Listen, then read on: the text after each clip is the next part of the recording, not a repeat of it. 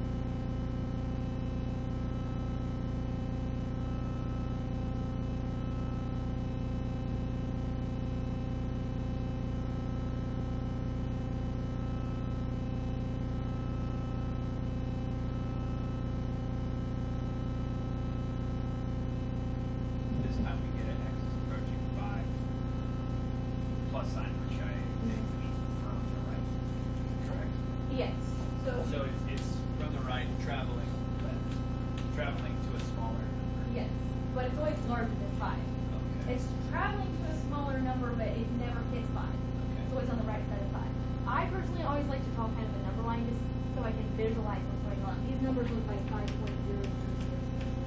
Even smaller. Sure. These numbers are getting closer and closer to 5, but they never hit 5. They're always on the right side of 5. And even so, when you think of it like negative 5, these numbers look like negative 4.999. Right? Because negative 4.999 is larger than negative 5, which conceptually sometimes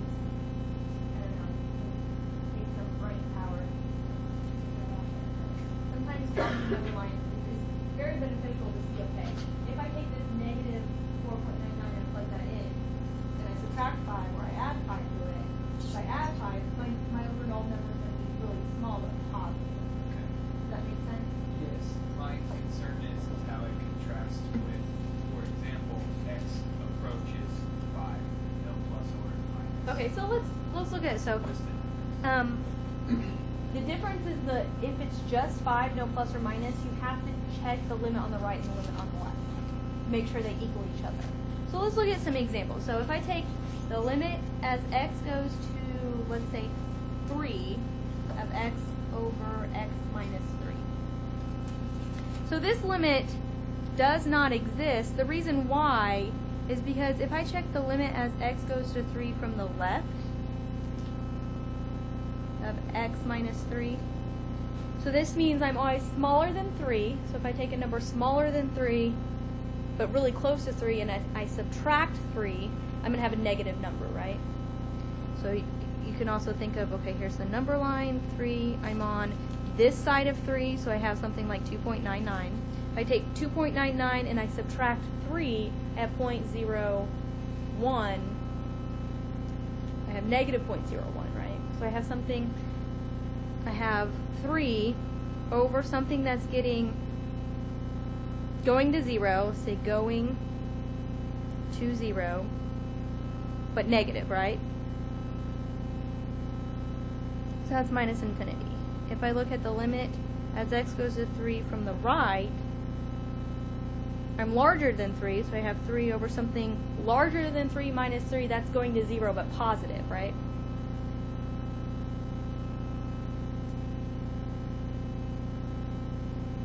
So that's going to be positive infinity. The limit on the right doesn't equal the limit on the left, therefore the limit at 3 doesn't exist. But that's not always necessarily going to be the case, especially when we have absolute value.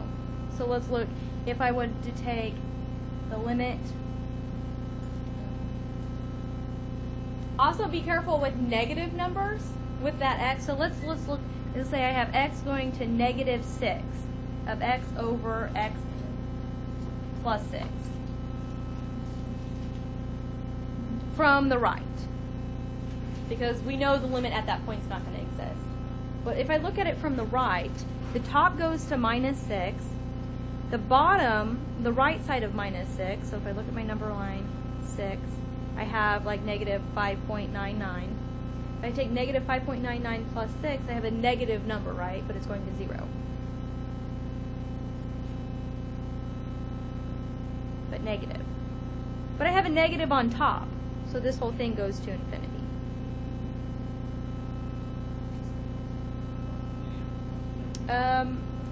It would be positive, wouldn't it? Positive. Yeah, so it would be negative infinity. Now if I look at the limit as x goes to minus 6 from the left, the top would be minus 6. The bottom, this would be like negative 6.01. So this would be going to 0, but negative. So then I have positive infinity, because the negative divided by negative is positive. So therefore, I can conclude that the limit as x goes to minus 6 of x over x plus 6 does not exist.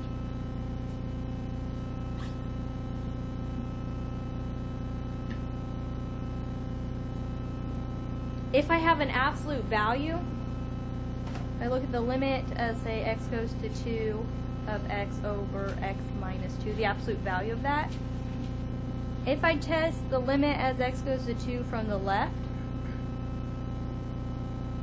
this would be 2 over something going to 0 but always positive, right? Going to 0 but positive, so that's going to be infinity. If I look at the limit as x goes to 2 from the right, this would be 2, something going to 0 but positive, so that's infinity. So therefore, the limit as x goes to 2 of x over the absolute value of x minus 2 is going to infinity. So that one does exist.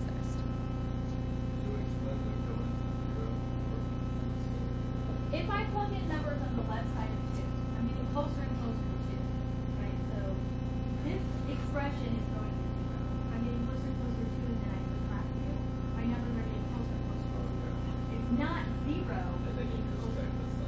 And then you check the sign, yeah. And so you can kind of see the absolute value case. If I had something like x squared in the denominator, then that limit's going to exist at that point. The right side and the left side is going to be the same. Positive infinity or minus infinity, depending on your numerator. So do you guys, is that concept starting to stick? 1 over something going to 0 goes to infinity, and then you got to do a little bit of work. You've got to be a little careful with x is approaching a negative 5.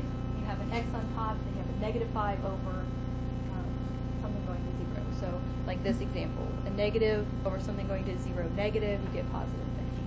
Question. I guess similar to this one we did, it's going to give you about 0, negative infinity, and positive infinity. Possibly. This concept's something I wanted to stick when you have a constant over something going to 0, how to evaluate that. But yeah, definitely what we talked about yesterday with if I had, you know, the limit as x goes to, let's say, as x goes to, you want something to go to like 5? 5, yeah. Well, so if I had the limit as x goes to,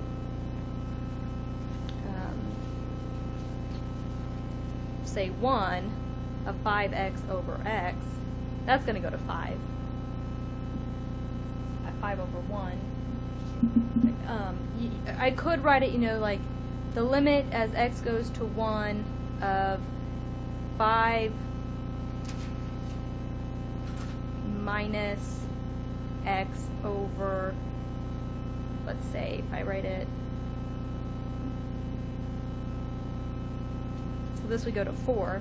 So it might not be written in this way to begin with. I would FOIL that out, then you would have to factor it. But if I factored it to something that looked like this, you would have x to go to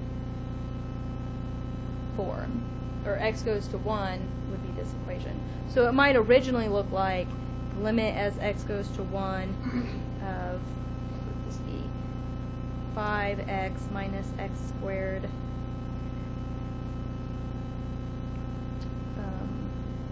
plus x plus, or minus 5. Something like that. So if I plug in 1 on top, I get 0. If I plug in 1 on bottom, so I need to factor that to simplify. But the case we were talking about here was simply when I have a constant over something going to 0. This case, you're going to have something going to 0 over something going to 0, so you need a factor. Question? Is that the in behavior?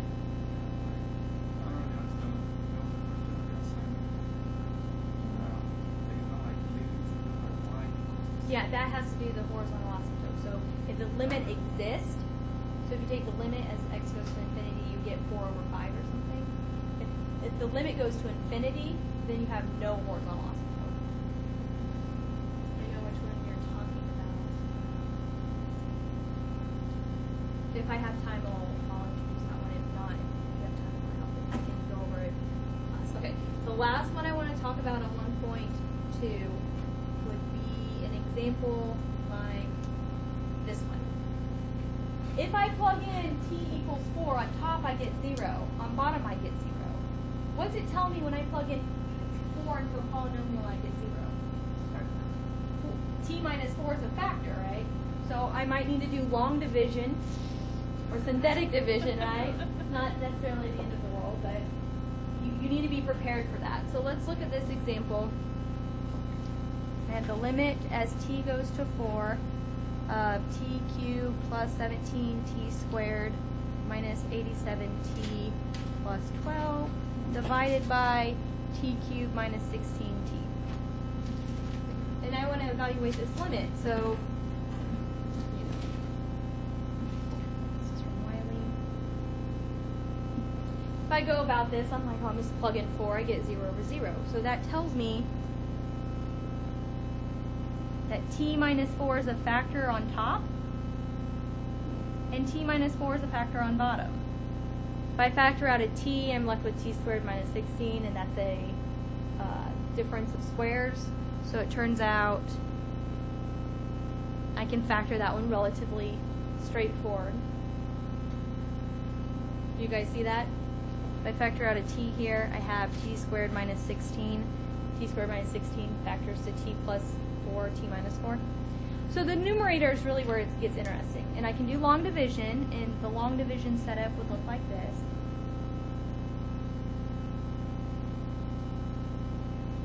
Or I can do synthetic division, and the synthetic division setup looks like this.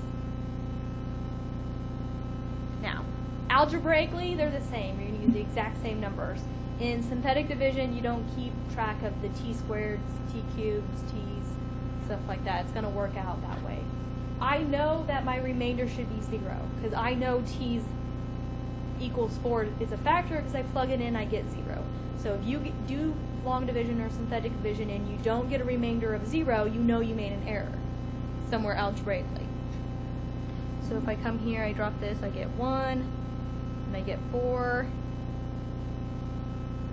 21 times 4, probably 85 or 84. 84. So if I add, because you always add, so if I add this, I get 3 minus 3. So if I take 4 times minus 3, I get minus 12, which I get 0. I'm a happy person. I did my algebra right there. Doing in the synthetic division, you're going to have the exact same numbers up here, 1, 21, minus 3. You're just going to have a lot more work to show, keeping your x cubed, your x squared, your x's, or your t's in this case together. But this tells me that this remaining factor is t squared plus 21t minus 3. So when I cancel the t minus 4's out, I plug in t equals 4, and I go from there. If I don't have 0 over 0, I just evaluate it. If I end up with 0 over 0, that tells me t minus 4 is another factor. It's not, but could potentially be in the future. But question? So the bottom, 1, 21, -3, and 0. Yeah. You had another number down there that just indicates again t to the third, t to the second, right? If there was a number here, yeah.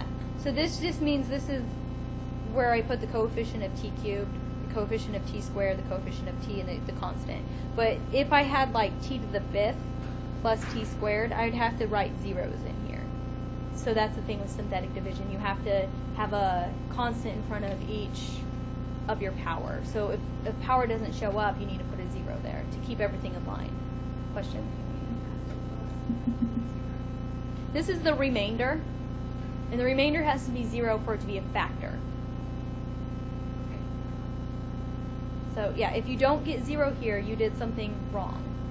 And sometimes it's just a nice check. It might be something that you multiplied wrong or add wrong. So that just confirms, okay, I'm going to go back. I need a 0. I have to get a 0. What was the top method called? I mean, like just This method or this method? Here? Yeah, you said there's 2 ways of approaching this, and I think the second one is synthetic division. Just long division. It's the exact same thing as synthetic division, except you write out your t's. So here you're saying, what do I need to multiply by t to get t cubed? Yeah, Well, I would multiply t cubed by that. So that's where my 1 comes from. Yeah, I've got that one. I Yeah. was talking about the top one. Yeah. Here, I just left this blank. I know t minus 4 is a factor, but I just don't know what my other factor is. So doing long division or synthetic division gives me that other factor. I was like, why is the arrow here? But now I see. Yeah. Okay, sorry. Yeah, that's the factor That's that why goes it's up there. factored out. T was factored out. Yes, the t minus 4 is factored out. Question? Because I plugged in 4 and got 0. So anytime I have a polynomial, and so if I have a polynomial, if I evaluate it at c and that equals 0, that tells me x minus c is a factor. Mm-hmm. Yes. Yes. And if I would have gotten 5 over 8, my answer would have been 5 over 8. If I would have plugged in 4 in the numerator and got 5, and plugged in 4 in the denominator, I got 8, that's my limit. I have no problems with that. The problems arise when the denominator equals 0. Or and when the numerator and denominator equals 0, you have to factor. In 3.6, we'll learn a new method called L'Hopital's rule, but we're ways from there. So, question?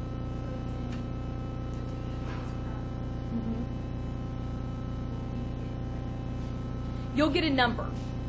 So let's look at, so if I finish this problem, I have the limit as t goes to 4 of t minus 4 times t squared plus 21t minus 3 over t minus 4 t plus 4. So the t minus 4's cancel. Whatever 16 plus 21 times 4 minus 3 divided by 4 times 8 is just a number. And that's your answer. Right? Because if I plug in 16 plus 21 times 4 minus 3, that's a number. And 4 times 8 is a number, so that would be your answer, would be whatever that number would be. Then you plug in your point. Yeah. The whole goal of taking the limit is plugging the point of the function. And there's more work to be done when you plug in and get 0 over 0. Okay, so that was the last one I wanted to go over on 1.3.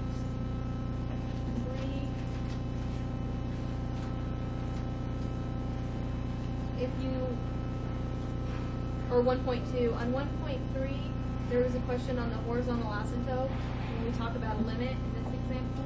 So you're asked to find the horizontal asymptote. So here, the power of x in the denominator is higher than the power of x in the numerator, so the horizontal asymptote is at y equals 0. In this case, the power of x in the numerator is greater than in the denominator, so you have no horizontal asymptote, so you would put none in here. And the instructions say, oh, sorry, you put do not exist. So you would put do not exist for your answer in this one. Top will be because the 7x is lower power than the x squared. It's 0. Correct. And the other one is the third numerator, second denominator, and it's limit exists. Yes. What about if numerator is like this? Then you take the coefficient on top divided by the coefficient on bottom. This answer is 1. Okay, so we're going to continue on with 1.5, continuity. A lot of this is language and notation of what it means for a function to be continuous. So I'm going to kind of go off of the theorems for a few minutes because I don't want to take the time in class to write these down. I want to explain what they mean. Continuity 1.5.1 is the definition of continuity. So to say a function is continuous, to prove a function is continuous, you need to show 3 things. To prove it's not continuous, you need to show one of the 3 things fail. So the first thing is the function is defined at every point. So if you look at a function where it's not defined at a point and it asks you if it's continuous, automatically you can throw no, it's not continuous because it's not defined at C, D. The limit has to exist. So the limit on the right has to equal the limit on the left has to equal the value of the function at all points. And the limit has to exist, and on top of that, it has to equal the value of the function at that point. So this is the definition. So let's look at an example of using this definition to confirm a function is continuous or to prove a function is not continuous.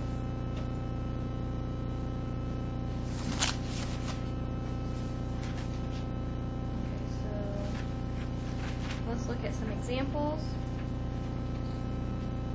Determine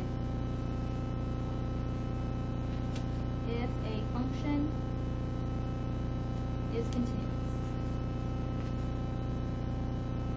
You want to show that the limit as x goes to c of the function equals f of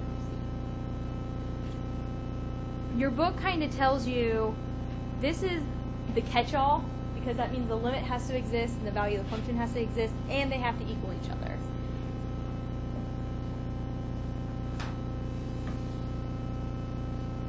Okay, so let's look at our first function. We call it f of x. F of x is going to be defined as x squared minus 4 over x minus 2. Is this function continuous? No. Why is it not continuous? Very good, because part A fails. Part A of the definition.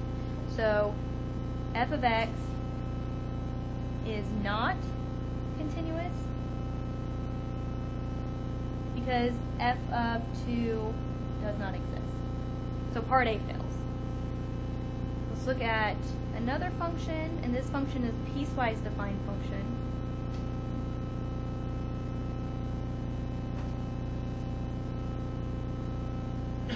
If I was to graph f of x, it would look like this. I have a hole at x equals 2.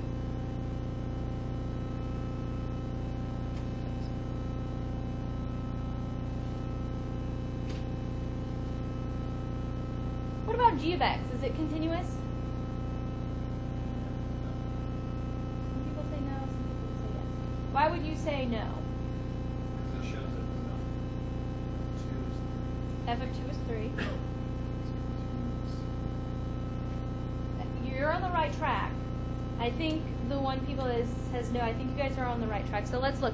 So for it to be continuous, I have to show the limit equals the value of the function. So I need to calculate the limit. So what is the limit as x approaches 2? Well, this is, if I plug in 2, I get 0 over 0. That tells me 2 is a factor on both top and bottom. So I have x minus 2, x plus 2 over x minus 2. So I need to factor both of those. And in this case, I would have 2 plus 2, which would be 4. So the limit equals 4, but the value of the function at 2 is 3. So condition 3 fails, right? So g of x is not continuous because the limit as x goes to 2 of f of x does not equal f of 2 because 4 does not equal 3. The graph of g of x, and some space here, would look like this. This is called a removable discontinuity.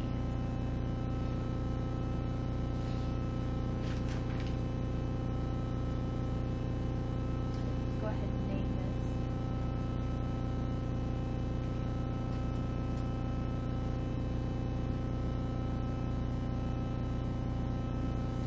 So I have this removable discontinuity there. H of x is going to be very similar. Is this function continuous? The limit exists. The value of the function exists at all points. The limit as x approaches 2 is 4, and the value of the function at x equals 2 is 4. So yes, finally, we have a continuous function.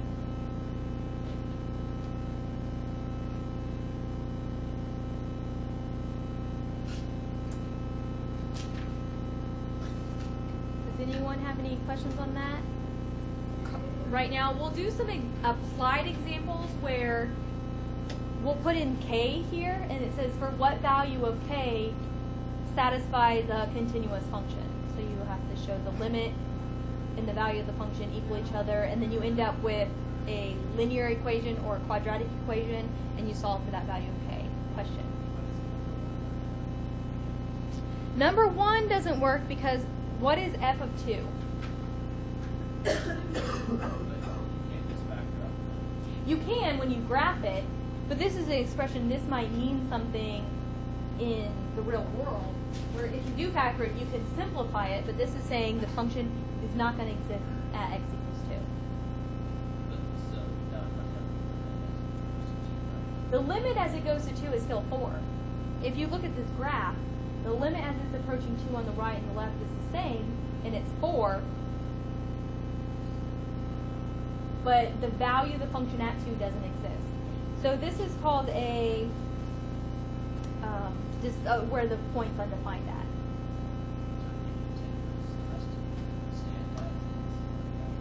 Correct, exactly. And factoring is going to help you calculate the limit if needed. Okay, so let's look at some of the other theorems. There's a lot of theorems in the book, in this section. So the next definition has to do about continuous functions on a closed interval. Everything that we talked about before was on not minus infinity to infinity. Everything is interval. The only thing different on a closed interval is you want to check the right side limit and the left side limit at a and b. We don't care about anything outside of that. So as long as the function is continuous on the closed interval, on the open interval, and continuous from the right at a and continuous from the left at b, we have a continuous function. So if you were given a function, you would have to check that the function is continuous from the right, the function is continuous from the left, and continuous at all points between the closed interval. If you're given a graph, let's look at some graphs, 1.5.2. So 1.5.2, let's say I have A to B. Let's say I have an open circle, a closed circle, and a closed circle. Is this function continuous on the closed interval A to B? It is. So yes. This is continuous. What about if I do something like A to B? Just to make sure I understand, Mm-hmm. the point that goes above is the dark circle. If that was an open circle, would Correct. Just like this example here. Would this be continuous? No. Because it's not continuous through the left. Yeah, on the left. So if I approach this, the value of the function at a doesn't equal the limit as x approaches a from the left. Right? Because that's what continuity. We only care about the left of a, and it's not continuous. From the left of A, right? From the right. Sorry. The right of a and the left of From b. within Yes, from within the, not on closed A to B. Right? Because it's continuous on some interval, just not the interval closed from A to B. So this is continuous on the closed interval A to B. But it's not continuous everywhere, because it's not continuous at A. It has a removable discontinuity. It has a jump. So now if you put just a parenthesis Mhm. in front of A would be continuous. Yes. It would be continuous. It would be continuous on the open A, closed B. Because it's not including A. Because if the closest I get to A, I'm going to have continuity. But as soon as I hit A, I lose that continuity. Here, the closest I get to A, I have continuity. And at A, I have continuity. Because I only care about it from approaching it from the left. But if I looked at an interval around A, I have a problem. But if A is an endpoint, I'm okay. So the interval is more or less just a piece of the entire graphing location. Exactly. As opposed to being a piece of the function. And you can have more than one correct answer. So let's go to the homework in this section and look at the first one, and it has to do with find the values or find the intervals which the function is continuous. Is the function continuous on closed 6, closed 9? Yes. Is it continuous on closed 3, closed 9? No. Is it continuous on open 3, open 9? No. Is it continuous on open 3, open 6? Is it continuous on closed 6, open 6, open 9? And closed 3, closed 6? No. So the ones that you said yes on do, because there's multiple ones. There's infinitely many intervals in which my function is continuous on, including you have to satisfy those. So open 6, open 9 would be continuous.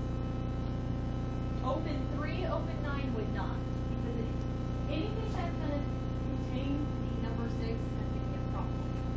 If I'm looking from 3 to 6 and I close the interval, I have a problem because I'm not continuous from the left at 6. Right? If I take the limit as x approaches 6 from the left, I get whatever this value is. The value of the function at 6 is a jump.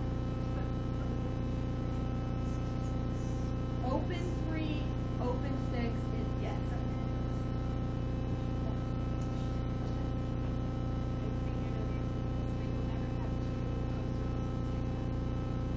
Correct.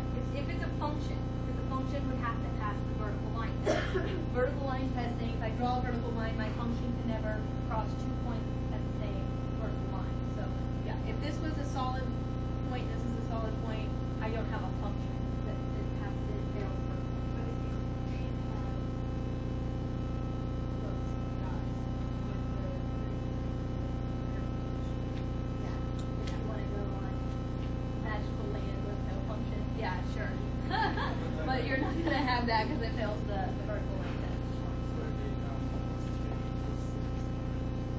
Close 3, close 6 is this interval here. Close 3, close 6.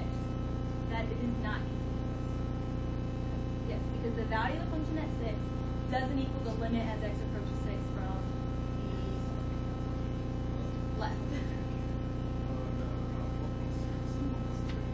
Open 6, open 3, open 6 is continuous. Because I'm not including 3 and I'm not including 6. Every point in between there, the function is defined and the limit exists. Make sense? Okay. Jump around a little bit on you guys, but I think sometimes the wording is a little tricky, but if you can understand what's going on with continuity with graphs, gives you another approach to it. Okay. So the next theorem has to do with adding, subtracting, multiplying, and dividing continuous functions, and it should make sense. Theorem 1.5.3. If two functions are continuous and you add them, you have a continuous function. You multiply them, you have a continuous function. If you subtract them, you have a continuous function. If you divide them, you have a continuous function as long as the denominator doesn't equal 0. Good? So the application of this is not that evident.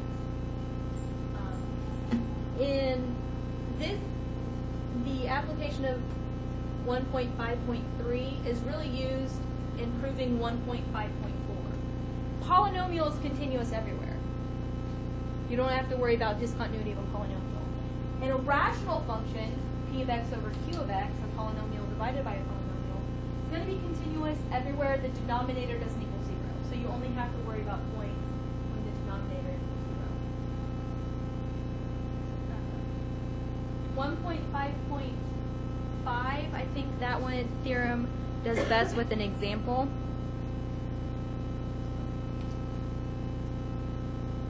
What this theorem is saying is if you have a composition of functions, so if you think of like f of x, like f of g of x, you know, like compositions of functions from college algebra, you can take the limit, and if the composition is a polynomial, it's easy to do, right? If it's a rational expression, it's easy to do. Sometimes it's easier to take a limit of a composition without composing the functions. So if you have the limit of this function, of a composition of functions, you can pull this f out and say, okay, I'm going to take the limit of my inside function, and that's a number, right? The limit of a function is a number. Then I'm going to plug that number into my outside function. This also works with the right side limit, the left side limit, and limits at plus or minus infinity. We're going to look at an example on Wiley, how we apply this theorem.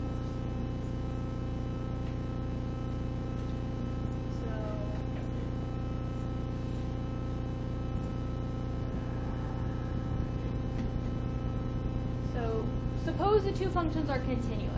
We have to know that they're continuous so we can apply the fact that the limit as x approaches 3 of g of x is g of 3. If we don't know it's continuous, we can't assume that. So this is the example from Wiley. This is like number 2 in your book. And we're given f of 2 is 5. And we want to calculate g of 2 in the limit as x approaches 2 of g of x. So the limit as x approaches 2 of f of x plus 9g of x equals 68. Oh, I have sound.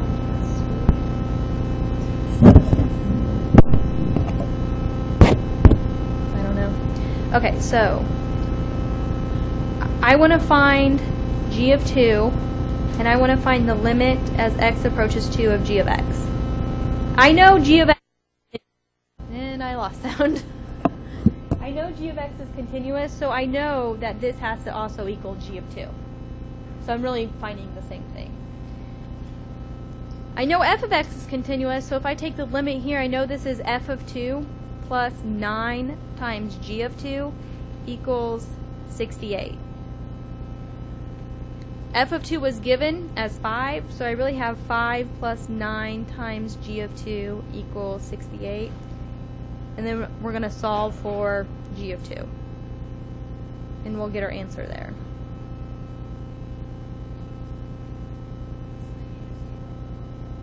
Yeah, so I'm going to subtract 5 from both sides, divide by 9, and I have g of 2.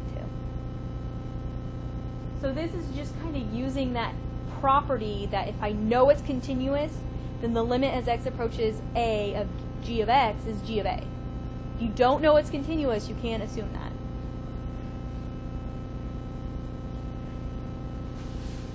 So the composition functions we talked about before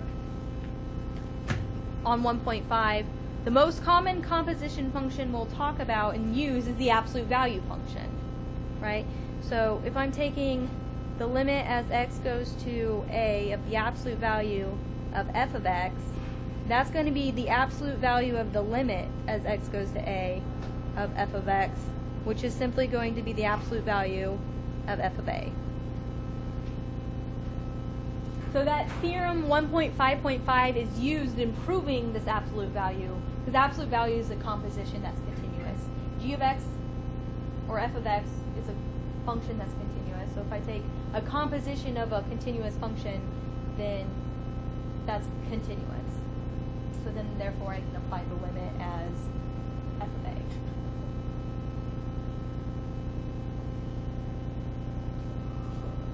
And then the last thing in this section has to do with the intermediate value theorem, which you learned in college algebra, which was very beneficial when you talked about roots of polynomials. So I'm going to take the time to actually write this theorem out and talk about it. So this is the intermediate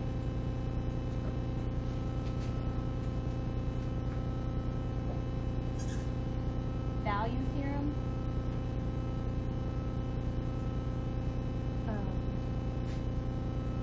If f is continuous on the closed interval a, b, then the function f must take on every value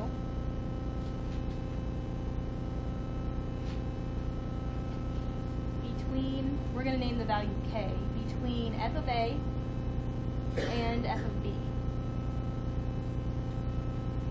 At least once as x varies from a to b. So graphically what this means is if I have some value f of a and f of b, so if I know this point here, I'm going to name it f of a, and this point up here, this would be f of b. If it's a continuous function, that means I can't lift my pencil. I have no jumps or holes. So this is saying that I have to connect this dot to this dot without ever picking up my pencil. So what this means is the value k has to exist from f of a to f of b. So if k is here, if I want to find the values of x that satisfies this k value, they're going to be within this interval a, b. Sorry guys in the back.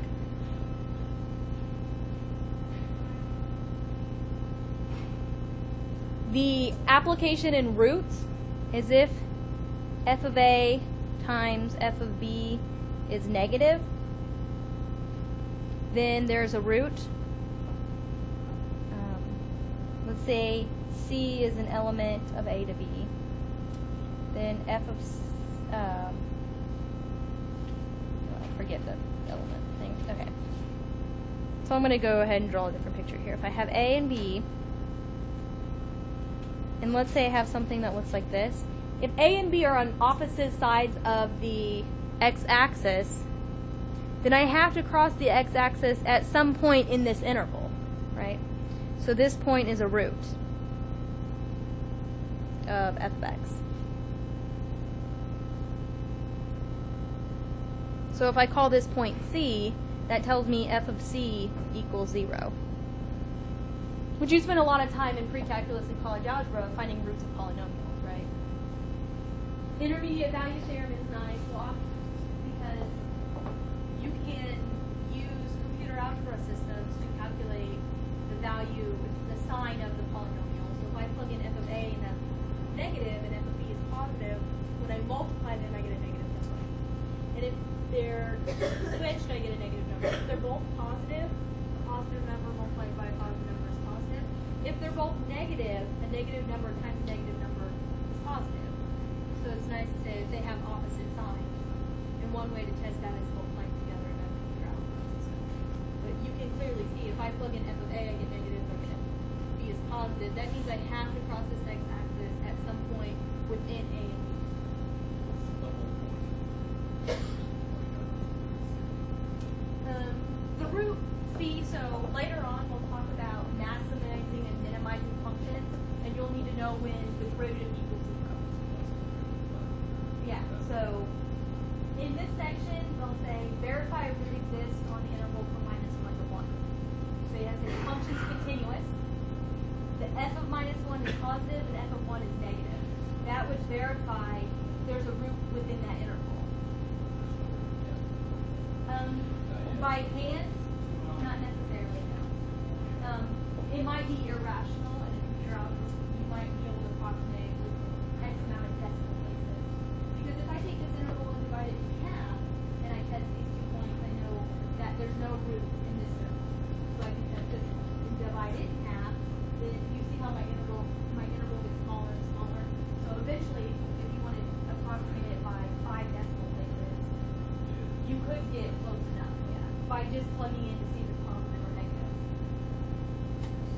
Okay, so I want to take the time to do one more Wiley problem, and this one has the applications of the k value. Okay, so let's look at number 29. Number 29.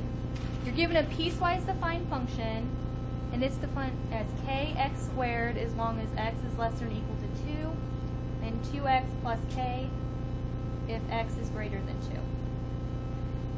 And you're asked to find the value of k that's going to make this function continuous. So for continuous functions, the limit on the right has to equal the limit on the left, has to equal the value of the function at that point. So my jump's at 2. So I need to calculate the limit as x goes to 2 from the right. So what function am I going to use? The second one, right? The 2x plus k. That has to equal the limit as x goes to 2 from the left of kx squared, which has to equal the value of the function at 2. What's the value of the function at 2? What? It would, yes, very good. It would be k2 squared or 4k, right? This would be f of 2, which would be k times 2 squared, which would be 4k. So now I need to find the limit as x approaches 2 from the right. This is a polynomial. That means I plug in 2, right? Where is it?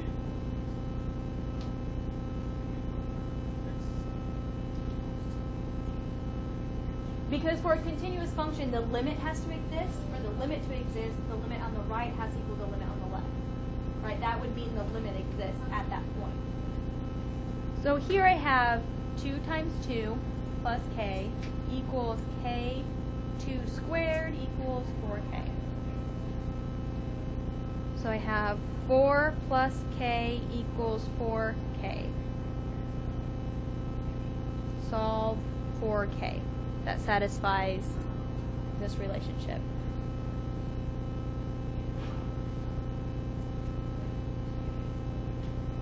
Does anyone have any questions on that? What I did there? This is, if I have a polynomial, I just plug in the value. X is approaching 2. It doesn't matter if it's approaching 2 from the right or the left. It's a polynomial. It's continuous everywhere I plug in 2. So 4 plus k has to equal 4k, which already equals 4k. So you will have two equations that equal to each other and solve for k. All right, I will see you guys tomorrow. We have a quiz tomorrow. It's going to cover 1.1, 1.2, and 1.3. Wiley type questions and written homework type questions. So if you've done your Wiley and if you've done your written homework, the quiz should be pretty straightforward, pretty easy to do. Question?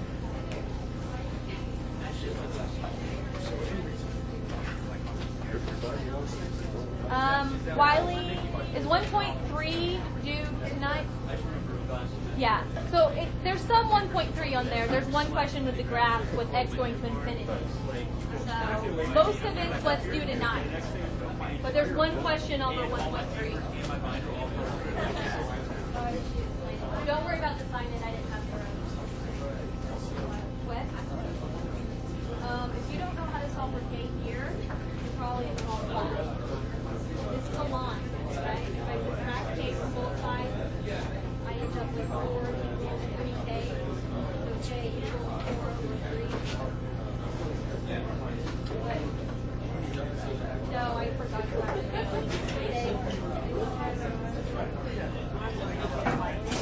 yeah. So if you go to Wiley, you go to Wiley here, this Read Study Practice tab, that's the book. So if you're looking at the written homework on Oh, okay, I saw that. Okay. Yeah, and if you scroll down, it gives you all And the that's written everything? homework problems. Okay. Yeah. All right, cool. And Thanks. it hides the answer here. If you do this printer version, it will show you the answer right on top So of is it. that how we get it, the answer then? The answer, yeah, you can check your work, but I want to, eventually you're going to have to show a lot more work to get the Okay. answer. But on the first couple ones, it's like a graph, there's no work to really be shown. So the answers are there. So, but you want to make sure you can do that on a quiz, you can do that on the exam. Okay. All right, thanks. Sorry, I didn't hear you. When you were talking about the parts that were on the quiz, what parts of 1.1 would be on there? Like the graph of, like, Okay. x approaches 2 from the right, the left, and x at 2, the limit. Okay, so we won't do any of like the find the tangent line. No. Okay, all right. Yeah, 'cause No. That's still a little, Yeah. little shaky for me. No, that's not on there.